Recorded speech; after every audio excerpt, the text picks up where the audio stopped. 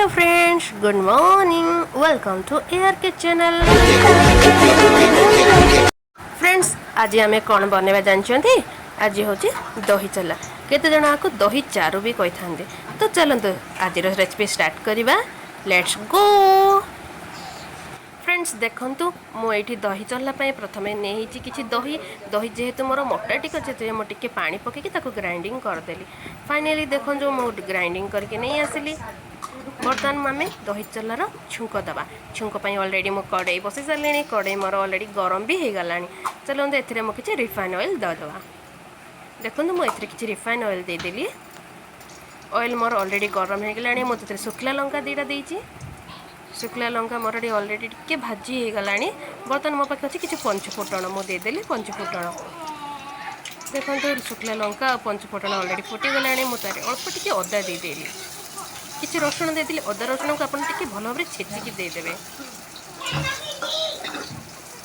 देखो मुझे बास्ना पियाज भी टिके देदेली। बर्तमान मुझे कटा कंचा लंका रखी थी। कंचा लंका को दे दीची। ता सहित देखो मुझे भृसंग पत्र भी देदेली। भृसंग पत्र आम छुंकर बास्नाटा बहुत बढ़ाई दिए। देखो मोर फाइनाली छुंकटा पाखापाखी हो आसला। मुझे हलदी देदेली।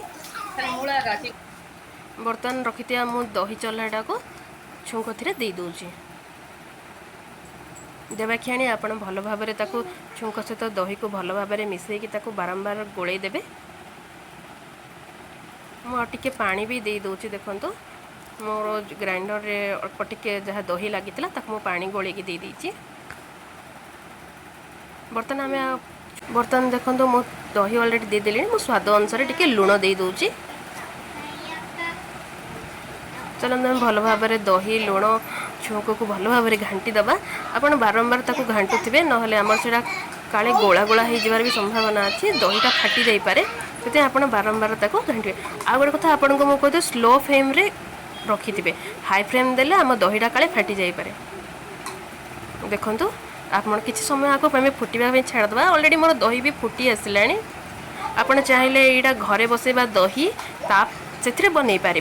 किणा दही भी करें। बट किणा दही आपन कौन करें खटापणटा एत आसबनी।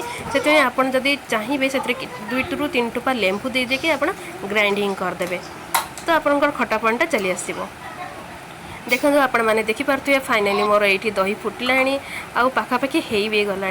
आपण मैंने भी दही चला करूँ खातु। आ मु केमती कली आपण मैंने कमेंट माध्यम निश्चय जनइबे। लाइक शेयर करने को जमा भूलिए। रही धन्यवाद।